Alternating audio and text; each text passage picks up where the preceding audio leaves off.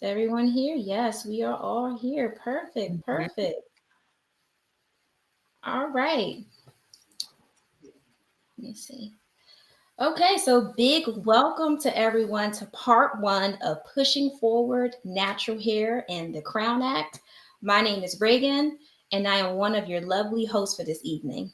Before I get into introductions, I just want to discuss some general rules. So, one, be respectful. This is a sensitive topic.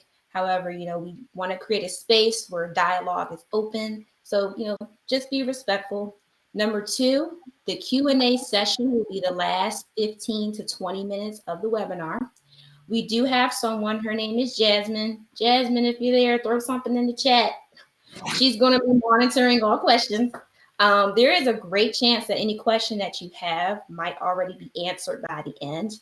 But any questions that we see, she's going to go ahead and send it to us directly so we can answer them during the end. There she goes. Hey, Jasmine. And another thing, if you attend all three webinars, we are having two more after this, you will be entered into a raffle to win a full set of Eden Body Works. Hey, Mira's showing it right there to help you on your natural hair journey. Eden Body Works is quality, you guys. It is quality. So Oh, please, the next two webinars. Go ahead and say something, Marissa. also a side note, Eden Body Works is based in New Jersey. How ironic. Oh, is it really? Yes, it is. How Oh, I didn't know ironic. that. Had to Perfect. put that in there. Had to put that in there. Perfect. And then number four, of course, have fun. Of course, this is a sensitive topic again, but we are here to have fun. So just to get right back to the introductions, again, my name is Reagan Campbell. I am a business corporate stylist located here in Philadelphia. A business corporate stylist is a fancy name for someone who dresses women for work, inside and outside. My service focuses on advancing Black women within corporate America through style. And I'm just going to pass the mic to my next co-host, Marissa Peel. Go ahead, girl. Hey, y'all. My name is Marissa Peel, and I am a natural hair professional. I'm a licensed cosmetologist. I'm also based in Philly. I like to go by the Philly texture and curly hair nerd because I love all types of varieties of textures, but also promoting healthy hair because healthy hair is the best hair because you can do whatever you want with healthy hair whenever you want it to. So it acts as such. I'm also a blogger, so I've done some writing and editorial stories for Ebony Magazine online, as well as Texture online. And yeah, just love all things curls, beauty, and empowering women as well. very nice. Yay. Thank you. Am I All right. supposed to go next? Yep, we're going to pass it to Senator Okay. Cunningham. Mm-hmm. No. Yeah. Well, my name is State Senator Sandra Bolden Cunningham. I'm from Jersey City and Bayonne. And I co-sponsored the Crown Act in New Jersey along with our Assemblywoman. And it was a wonderful experience, and it's something that we're both very excited about. Perfect. So I'm looking forward to talking and hearing what you have to say. Perfect. And let's give Senator Cunningham a round of applause for being here. I Yes. can only imagine how busy your office is right now with everything going on. Thank you so much for being here today. And we'll give a round of applause for our Assemblywoman, Angela McKnight, who isn't here, but we say hello to her as well. Yes. Hey, Angela. Yes. Hey, woman.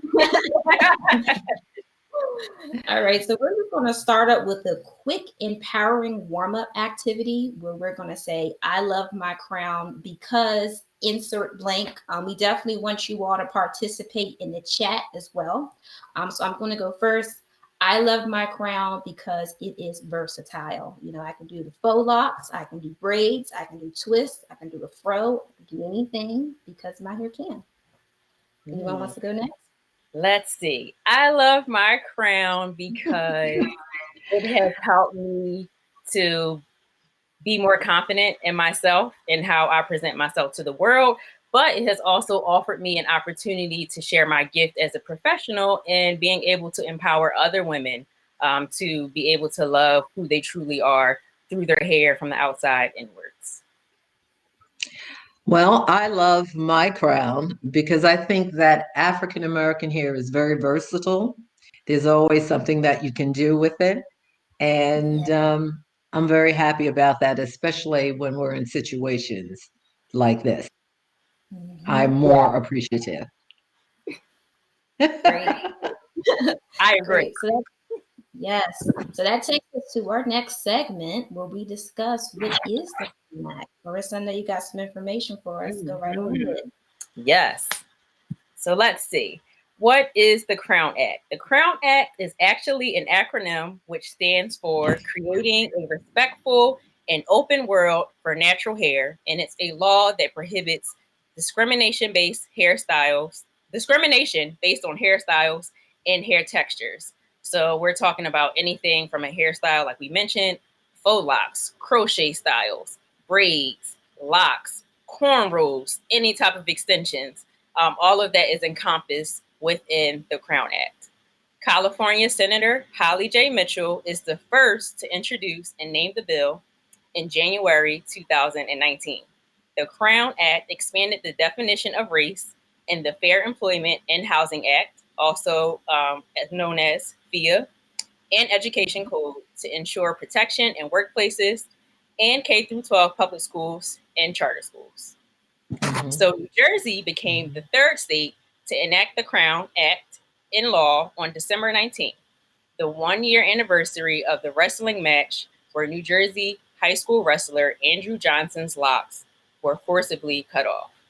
Now, Senator Cunningham, Mm. we wanted to know if you would Mhm. like to share your experience or some of your thoughts marking that 1 year anniversary of the incident, but also enacting the Crown Act on that same day as well. I think that there is a saying that all God brings all things for the good. And it's just only fair what we saw here. We're very proud of this young man um, to stand up for what he thought was the right thing to do, was the right Mhm. thing to do. So I'm very proud of him, and I'm very happy that the 1 year anniversary is tied to him. And that's really, really very good. Absolutely. It's a Yes, movement. Yes, it is. it's a It is. movement. Powerful. Most people don't realize Black African Americans and hair go back years and years. I mean, this is Mhm. something that is a part of our culture. When someone has a baby, the first question is, does she have curly hair or straight hair? Is her hair going to be long, short? These are things that we have dealt with all of our lives, and it's part of the racism that we have been exposed to all of our lives. So that's an important part of us. Hair is an important part of who we are. And once we acknowledge that, then you can only enjoy it. Yes, yes, yes. And some Mhm. great answers I have to our exercise to kind of tie into what you're saying from Ayana here. I love my crown because it connects me to my heritage. Yes, I have another one that looks like I love my crown because there are no limits to what I can do about them. Love it. Absolutely love it. I see you put up the video here, Marissa. I remember when this came out. I remember, I think I saw it on Facebook and I was like, wow, and it's Mm-hmm. crazy that in sports you have to worry about, how our hair is being discriminated against. So that kind of gets into the next segment with what is a social stigma and what are they surrounding natural hair? So I'm just going to go ahead and quote the great dictionary here. All right. Um, the definition of social stigma is the disapproval of or discrimination against a person based on a perceivable social characteristic that serves to distinguish them from other members of society. Social stigmas are commonly related to culture, gender, race, intelligence, and health. So, The three things that come to my mind when I think of the social stigmas around natural hair, I always hear the words unclean, Mm-hmm. unkept, and Mm-hmm. unprofessional. You know, Mm-hmm. definitely want, our viewers to share in the chat what they've heard social stigmas around natural hair. And I'll go ahead and pass it on to you two. Maybe you've heard something different around, how people feel when they see Mm-hmm. natural. Mm-hmm. Mm-hmm. Mm-hmm. Yeah, I would have to agree. Those terms or those descriptions um, are tied to natural hair, and a lot of people in a lot of cultures fear things that they don't understand. So that also comes from a place of ignorance as well. But I even wanted to bring up the point that, like Senator Cunningham had mentioned, there was a time pre-slavery in Africa throughout indigenous nations, the adornment of the head was very common. So braids, Mm-hmm. styles were used to symbolize a person's status in the village, but it also indicated the state of their well-being and their existence in the world as well. So Mm-hmm. when you think about it, there was a point in time where our ancestors came and literally showed up, and before I would have to open my mouth, before anybody would say anything, you already knew what my status was in society. So my outward appearance and my crown and my hair spoke for me before anything else. So that's something That's that we also have to remind ourselves. And it's great that we have this Crown Act and we're trying to have it passed in every state, because nobody should have to suppress themselves in order to fit into whatever society's idea of, who you need to be and who you are truly as a person. And exactly. another thing, I also believe society has an issue with black hair. If you can even stem back to the 1700s, where they had the Tignon laws that were created by the Spanish governor in New Orleans, demanding Creole people, people of color, black women to wear their hair in a handkerchief. And Tignon Mm. is originated from the Louisiana French word, which just means like a rag or a handkerchief. But us as Black people and of the diaspora and the Black community, whenever you give us lemons, we're going to make lemonade. So even though we had to wrap up our hair in these rags and these handkerchiefs, we still delivered, and we also made it into our own, creating, patchworks out of it, and then still making it into some type of elaborate design. And you can still see, head wraps today is no longer, just a handkerchief or a rag. It's a statement. It's who I am, and it's how you present yourself to the world. So you still can show who you are fashionably, in a sense, even with your hair covered and tied up. Mm-hmm. Mm-hmm.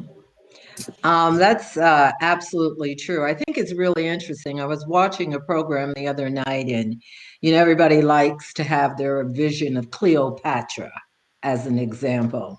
And you'll notice in all the movies with Cleopatra, Gloria Colbert and Elizabeth Taylor and everyone, Cleopatra mistakenly is always Caucasian, which she was only part Caucasian. She was part Black. Um, but they are now only beginning to admit that. And I was Mhm. watching the other night, they had this big Cleopatra thing on, and I accidentally turned it on and I started watching it. And she had the most beautiful braids and decorations that they Mhm. decorated her hair. Um, and I thought it was very interesting that they kind of whispered through the show saying, well, she wasn't all European. It's like something that for 400 years you've had to pull out for people to acknowledge. Um, but all of this is based under racism. It's the ability to accept people for who they are and the necessity to make people who you want them to be. Your hair has absolutely nothing to do with how smart you are. Your hair has nothing to do with how talented you are. Those are the God given talents that He's given all of us.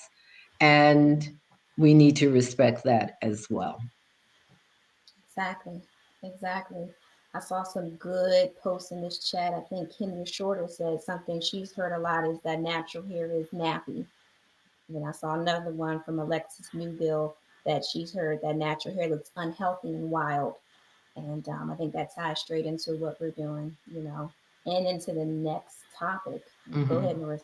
I'm going to take it from you. If question is there.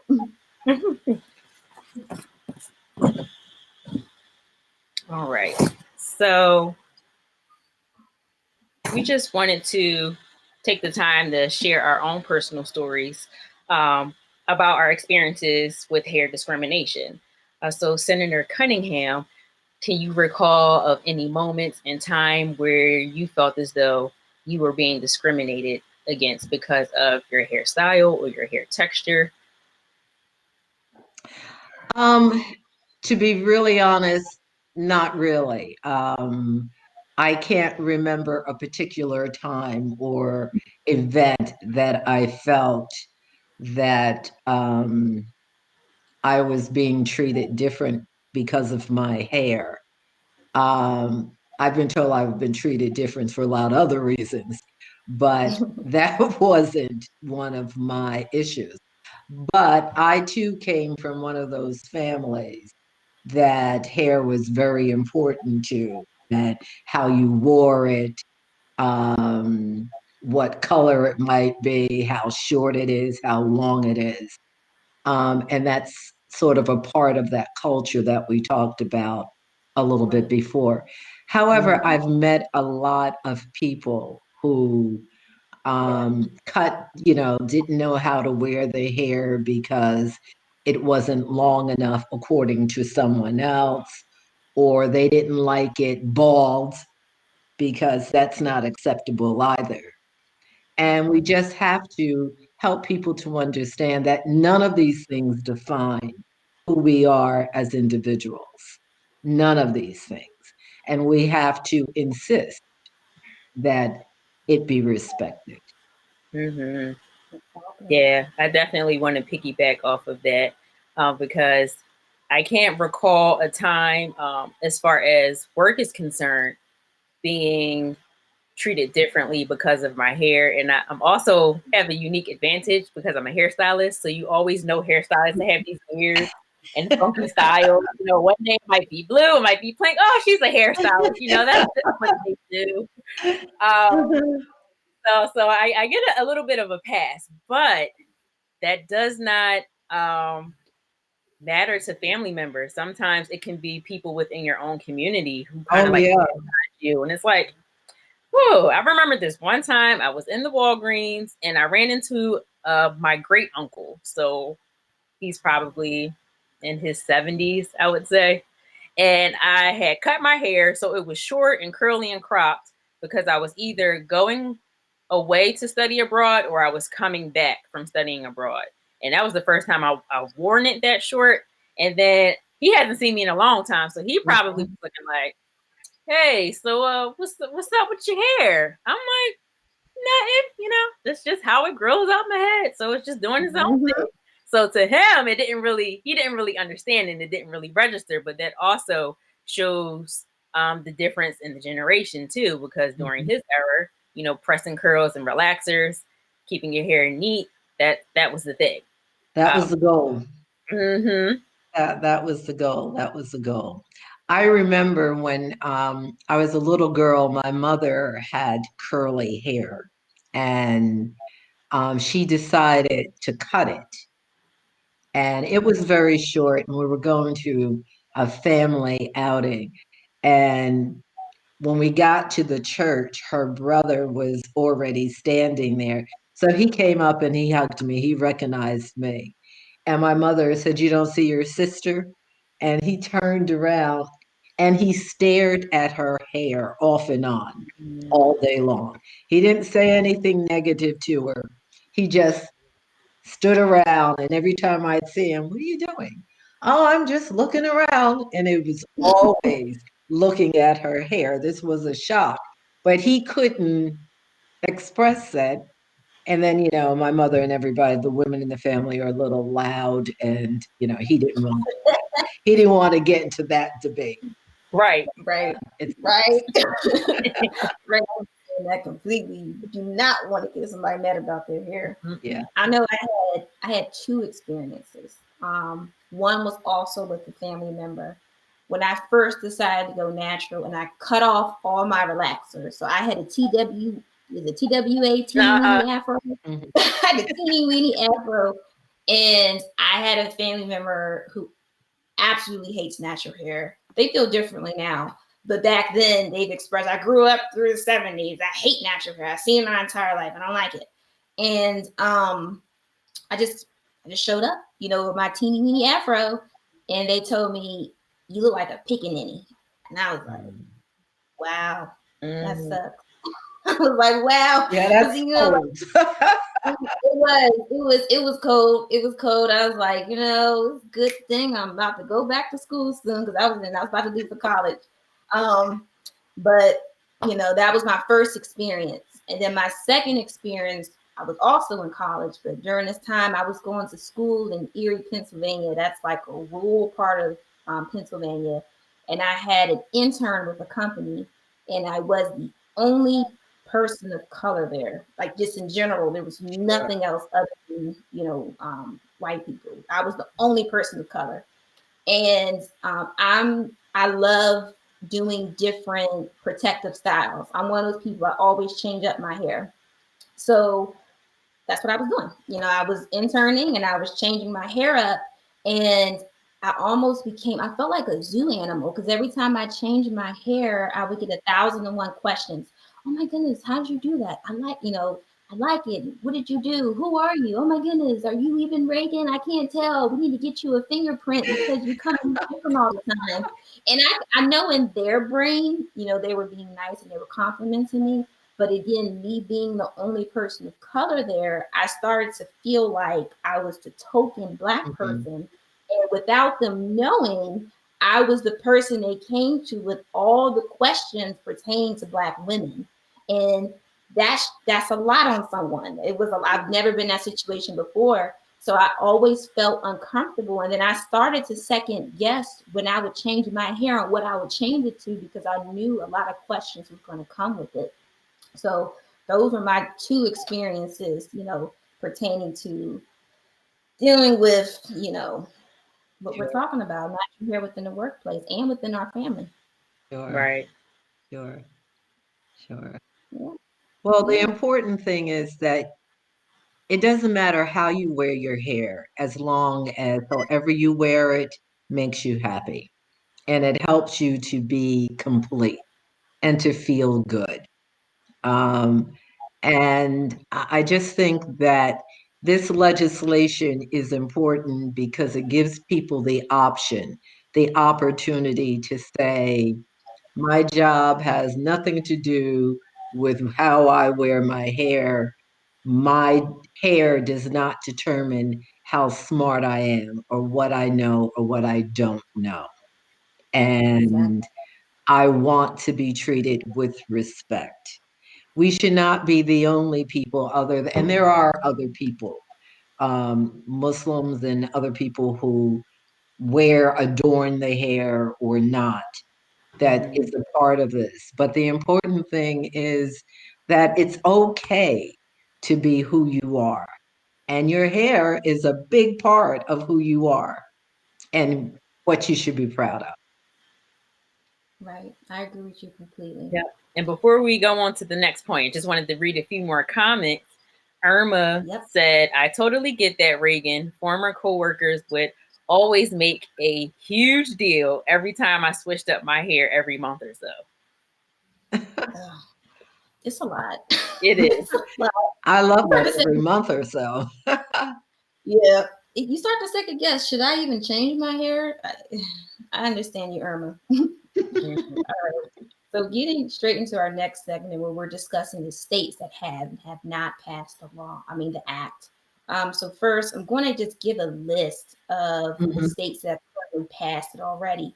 I have Washington State, California, Colorado, New York, New Jersey, Virginia, Maryland just passed it, and the city of Cincinnati, Ohio. I thought this one was peculiar.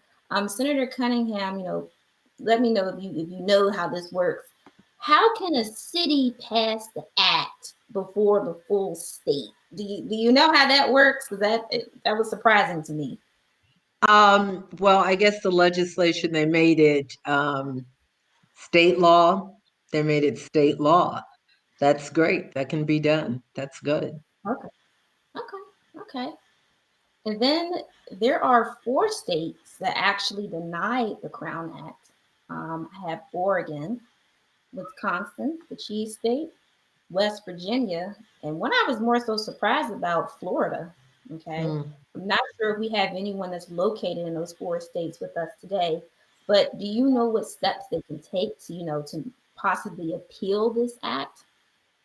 Well, with most legislation, you need to go to the legislators Mm, and talk about the act and what it brings. And in those states that they don't have it, reach out and find out what the chances or the opportunities would be to come and talk to someone and talk about how to sponsor a piece of legislation that would do that. Um, but you want to go and talk to your local legislator. They can tell you what they think the opportunities or the chances are of this kind of legislation passing. perfect, Okay. perfect. But it's definitely worth it to Yeah. see if it'll pass. Yes, yes. And then my last question about the states, for the state of Pennsylvania, which me and Marissa are located in right now, we are one out of the 19 states that filed or pre-filed the Crown Act. So my first question is, what avenues does the act have to go through in order to get passed? And, do you know how we can keep tabs on the progress? I'd say again a couple of things. One, if there's a local NAACP or Urban League or other organization that is community minded and involved in the community, I would start there. Talking to them to see if this is something that they think they could support and they like and understand it. It would be good to talk to them after talking to them, if it sounds like, oh, this could, we could probably do it, then you talk to your local legislators and say, we'd like to sponsor this legislation. How do you think this will go in this state? Okay. How do you think it will, if it'll get the interest that people want? And that comes from all of these stories that you talk about. Those are the things that motivate legislators and people to want to get involved. And that's what you need to do. Put the story out there and ask people and find out what they think the options are. Um, how much do you think this could pass? And find out and talk to people. Go to churches, really get out and help people. Well, you can't go to churches until after this pandemic, but Right. I have to say that. But afterwards, go to churches and talk to people and go to women's organizations and talk and drum up interest in it. Yeah. Yes, yes. I have a comment here from Kay Bellabrie. She said, sharing your experience will allow them to understand how it affects your life and others who encounter the same situation. Yes, just Hmm. I think Absolutely. I had a young couple, he's cousin, he's male, and he's working for a very prominent um, insurance company in this country. And it was interesting when he graduated from college, his mother and father told him he wears long braids. Well, you're going to have to cut your braids. And he said, no, I told them in my interview, I'm not cutting my braids. And it was very forward thinking of this company to realize that his gifts and talent were more valuable than his hair. As long as he came in, he did his job, and they always throw in as long as you're neat and clean. I think we all know to be neat and clean, no matter what our hair looks like. right. Yes. Um, so And he's working, and I'm very proud of him because he stood up right from the beginning, and he's doing well. So there are some of those stories as well. Mm-hmm. We just have to educate people a little bit more on how important this is, because this is a civil rights issue, Right. and we're talking about civil rights, then this is a part of it. So, Yes, yes. So how about we move on to another question that we had in mind, Senator Cunningham. Um, how do you feel the pandemic might have affected the Crown Act's initiative or its awareness?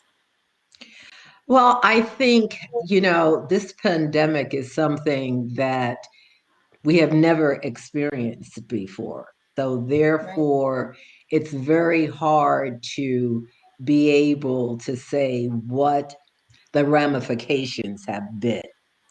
However, when you think about the fact that you're supposed to be spending more time at home, um, this could be an opportunity to get on the telephone and call people up and say, hey, I've been meaning to call you and talk about the Crown Act. Maybe I can just leave something at your door, at your house, and would you take a look at it, um, and see what you think? This might be that opportunity. It might be that opportunity, um, to say that you're not doing anything else, go online and read all about it. And if you Mm-hmm. find it interesting, there's a petition online. So sign the Mm-hmm. petition and call up your other friends who are normally too busy to do these Mhm. things. And this is a perfect time to sit down and read the Crown Act and see what it really means. So Yes, it yes, could work for us. Mm-hmm. exactly. It You could. tap right into like our next part where I Yep. was going to ask you what steps we can take to advocate Oh, for the okay. Crown Act quarantine. And no, you great segue, I mean. And we actually have a link that we're going to share with all of you all within the Okay. chat. Jasmine, go ahead and throw it in there. And yes, and you can sign. Marissa, can you explain a little bit better than I can? I know it makes a template, and it's Yes. just great. Yes. Go ahead. Hmm. So on the actual the Crown X website, we have you can actually click on there and it takes you to the petition. However, on Dove's website, which is the Crown Coalition's one of their sponsors, Hmm. they have a cool way. Hold on. They have a cool way where you can actually write up a letter to send to your Oh, legislature. So it's on Dove's website and it's underneath their stories. But I feel like if you Google like Dove and ending sure. discrimination, it'll actually pop up. But it also has the sign the petition here. And if you scroll all the way to the bottom, it takes you to a downloadable letter. Okay. And then from there, it just go ahead and drafts that up for you. And then all you need to do is your date, your name, the name of the senator, and all that cool stuff. So it makes it a little bit easier Yeah, for that's everybody. really cool. So, And another thing that you can do right now, churches are closed. Most churches are closed. But send out a letter or email and say, hey, um, I'm just wondering when the pandemic is over, can I stop by your church and talk to you? We have something that's of interest. Schools, are a good place to start. We'd like young girls to grow up knowing that they're beautiful, that the way that they are, and anything in any way that they want to look, it's their hair. They have a right to make that decision. So we want them to learn that from an early age. And churches are a good place to start with that, as well as youth organizations. yes, So it's great.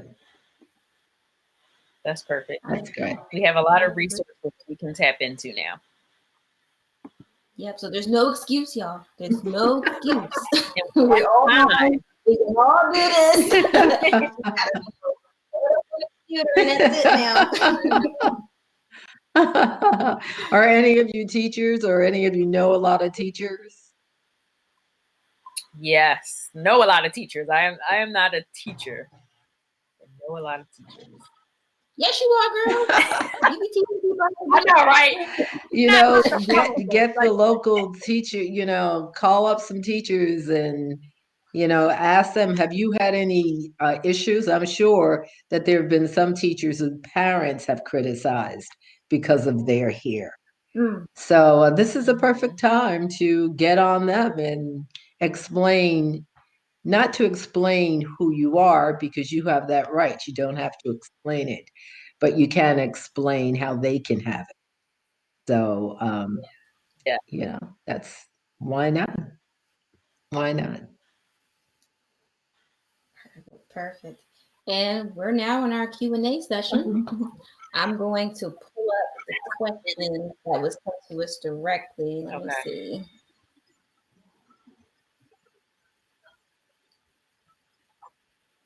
Okay, I have a question from Jillian. I think we kind of answered it though. When will Massachusetts pass and how can I help? And I think Hmm. Senator Cunningham, get in contact with his legislator, go on the Yep. website, get Got that letter I up. forgot the, yes, there's a lot. yes. Okay, let me see. I think that's the only question I have that was sent to us directly. So if anyone else has any other question, just go ahead and throw it in the chat.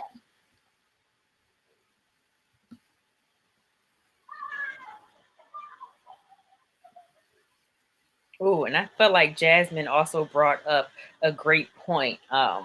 She had mentioned we have to redefine what neat and clean means because the world sees it differently right Hmm. now. That That's is true. true. So yeah, And it's been a long That time. is true. so we're constantly redefining the roles in society so that way we can make sure that we're being seen and we're being present and we're being heard. Hmm. So good one, Jasmine. Yep. Yep. And we're standing up for what we believe in and what we have a right to. Your head, your hair is a part of your body. You have a right to make any decisions regarding that. Any. Right. What else? Let's see. Oh, and I also had another point too. Um, Making sure that we build cultural competence as individuals, I feel like is very necessary because it gives you the will to build and understand um, the difference between different people, being respectful of other people's cultures and their cultural perspectives, um, and then just being able to strengthen equal opportunity for everybody. Hmm. So that was something that also came to mind too. Is like being aware, but building our cultural competence. Hmm. Hmm. Unfortunate. I'm fortunate because I live in Jersey City, and Jersey City is the most diverse city in the state. And as part of that, we live with diversity every day. So we're always talking to people who don't look like us and getting to know them, but explaining to them and showing them who we really are. And I think that that's important, and that helps us remind people that we might be different on the outside, but we're all human and we share much more things in common than we think we do. And it's a good thing to Right. think about in the morning when you wake up. This might be fun. Who am I meeting today? And that's good. We Mm-hmm. can't be afraid to just approach women who are African American or of color, because we do have women who are Muslims and other things that we can bring into the fold because they too are having problems in this area. Yes, yes. Yeah. Yeah. Right, right. And to kind of touch on what you said earlier about the young man who had the braids, and he went to his interview, how he was going to show up to work. Mhm. I feel like for the longest time, we teach each other, when you go to the interview, you just want to blend in. Mhm. You want to just dress how, a Mhm. person should dress, do Mhm. nothing, spectacular, just, blend in. And then after you get the job, then you can, wear whatever you want, and you can do your hair however you want. But that's not what's been happening. Mhm. Yeah, you go to the interview and you might have, Mhm. something, straight, Oh yeah. conforms, but then you decide to come later with some braids after you got the job, and then those conversations about, the handbook and regulations are thrown to you afterwards. I feel like what your relative did was really good. Show up to the interview how you're going to show up every day, Yes. because then that conversation is already had. This is how I am, and this is how I'm going to be. And like you said, what I can do, okay, should not be, put. It shouldn't be compared to my hair. My Mhm. hair does not represent, what my abilities Sure. are. Sure. You know, And quite honestly, yeah, if you show up after you've gotten the job with your hair out to here and you go to work, then that creates a problem because you're going to be terminated that day. I mean, that's when the ultimatum comes, cut your hair or not. Um, right, I think that, those are decisions that everyone has to make. So you make them before you go to the job. So you'll be prepared for whatever else happens there. But, I really think, with this pandemic, I don't think that, God does things just because he has nothing else to do. So yeah, Right. I like that. I kind of believe that things will be a little bit different. I don't know how it will be different, but I'm praying that it will be different in a more realistic way and we'll start appreciating each other and who we are and just be a little bit more conscious of how much we really need each other. And I'm hoping for that. Okay, Mm-hmm. me too. So I do have some questions that were thrown in my group chat. First question is from Irma. Are there any brands right now that are standing out to you ladies in regards to pushing for the Crown Act or similar civil rights? Any brands actively advocating for the issue? As we said earlier, the biggest one right now is Dove. Yeah. Dove has gone the extra Mm-hmm. mile to be behind the Crown Act. They have an entire, I think, line of hair care They items do. specifically source of Crown Egg. That's the first one that comes to my mind. Marissa, do you know of any that's also, behind them? Yeah, I feel like Shea Moisture is always on the front lines, but in particular, I would have to say Natural Club, which is actually an avocado-based hair Mm. care line that's here in Philly.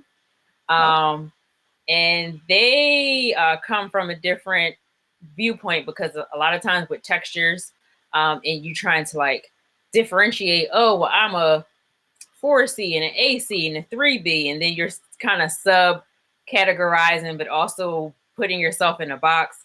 I know they advocate for like displaying a lot of the hair textures that aren't normally displayed with other brands, like the very tight and kinky Mm-hmm. coily textures, and all about the loose waves, and because everybody does not have that texture, but still highlighting the things that people that still show women who they are. Okay. So even the tight and kinky textures. Great. Great. Good. Yes, yes. Okay. So the next question I have is, how do you, from Kay Bellabrie, how do you teach our young men and boys that a clean cut hair is not always the norm? Because my nephew says he doesn't feel handsome when his hair isn't cut, but that's something that he's heard from other young men.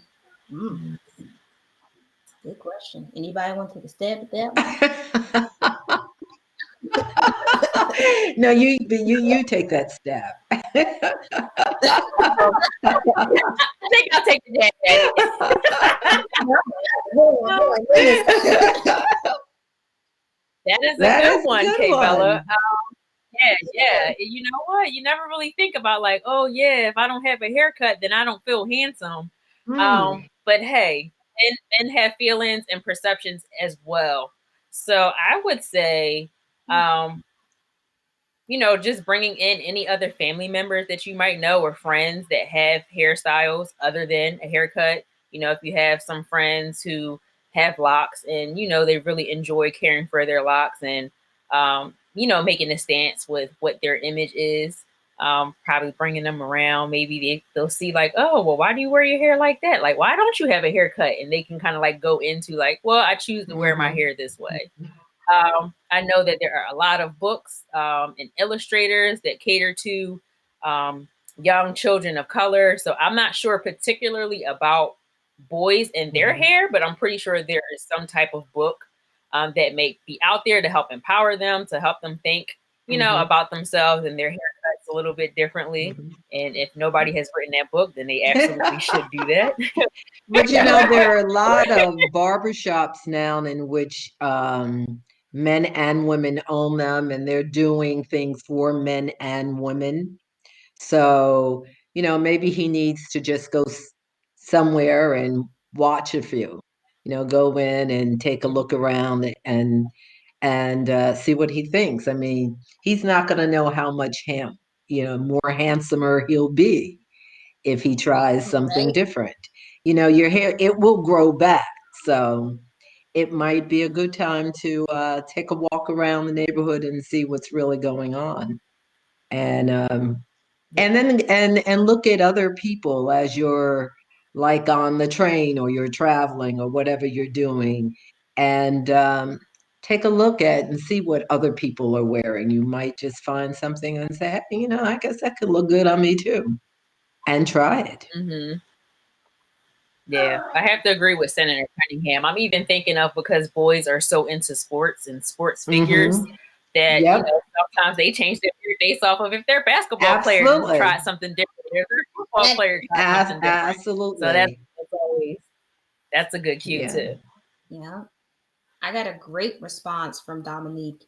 He says, "Hello, I'm a man and I had to learn how to feel confident about my hair. Hmm. I used to cut my hair all the time. I started to let it grow to learn about it, and my family kept asking me what I was doing with it and to cut my hair because I look crazy. Now that they see it is healthier, let me see, I lost my space. Now that they see it's healthier, I teach and show them how to care for their hair. He has to learn how to care for it, to see it, and to keep it healthy. That will help him to be more confident about it." Yes, love it, Dominique. You're right.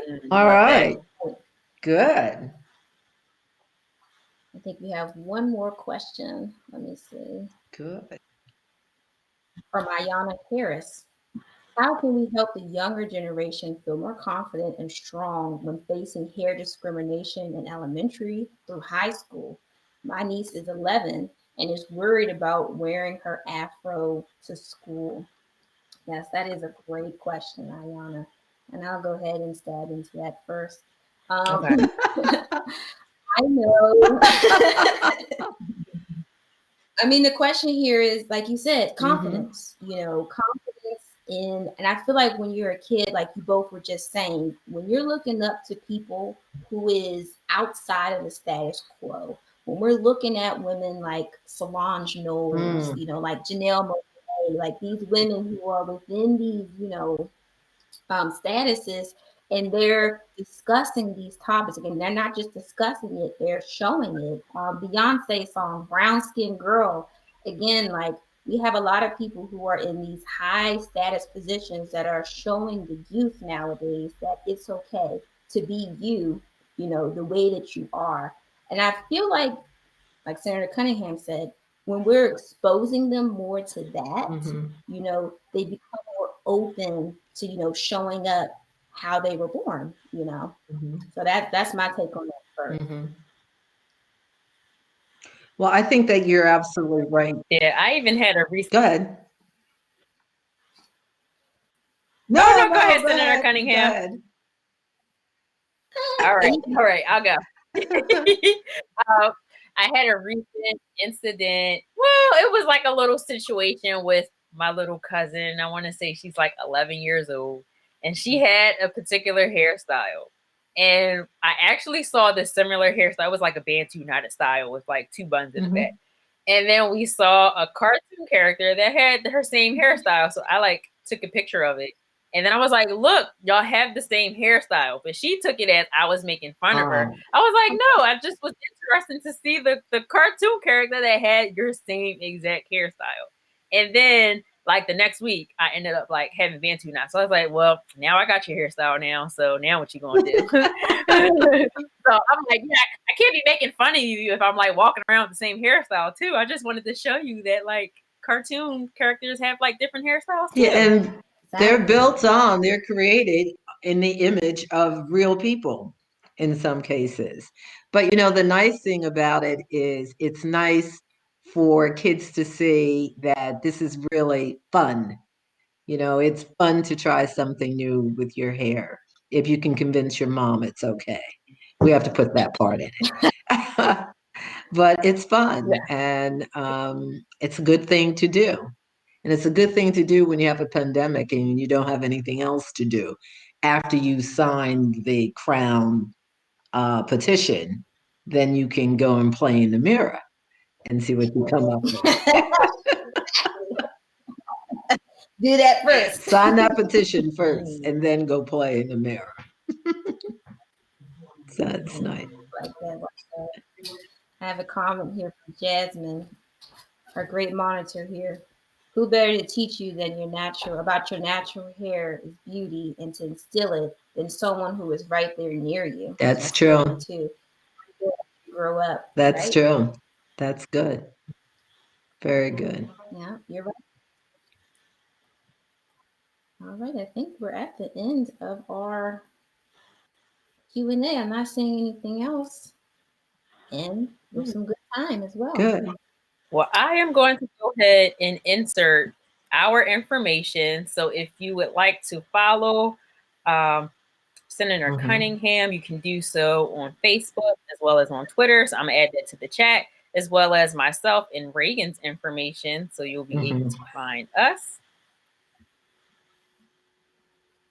Yep. And Reagan, could you just go ahead? Oh, wait, I'm sorry. Did I mess up something? No, go ahead. Oh, okay. Could you go ahead and just talk about the cool giveaway that we have in case anybody in the beginning missed that chance and opportunity on how they can participate in the raffle? Yes, y'all. Yes, this is the giveaway of the lifetime. Okay, if I had number one, but we don't. If you would all 3 webinars, this is our first one. There is going to be 2 more. You will be entered into a raffle to win a full set of Eden Body Works. There we go. All right. Yep. Quality. This is quality. Okay. To help you in your natural hair care journey. Okay, I like that. That'll be fun. All right. Yes. That's a good prize. And for some people, and for some people who are like, how do you know that we're attending all 3? Because we have a list of emails. And we'll go through all 3 to see if you've been enrolled. And we'll also email you to let you know if you're going within the raffle before we pull anything. Okay. Thank you. Thank you. You are very welcome. So again, let's give a round of applause to Senator Cunningham. Thank you. Thank you for inviting me. Thank you so much. Thank you. Yes. And we have everyone saying thank you too. Perfect. All right, so we have come to the end of part 1. Stay tuned for part 2. You will be emailed, when that's going to be and who's going to be featured. So, All right. Thank you. God bless you and take care of yourself in this pandemic. Yes. Thank you. We will. Thanks everybody for joining. Enjoy. You too. Bye, everybody. Bye. Bye.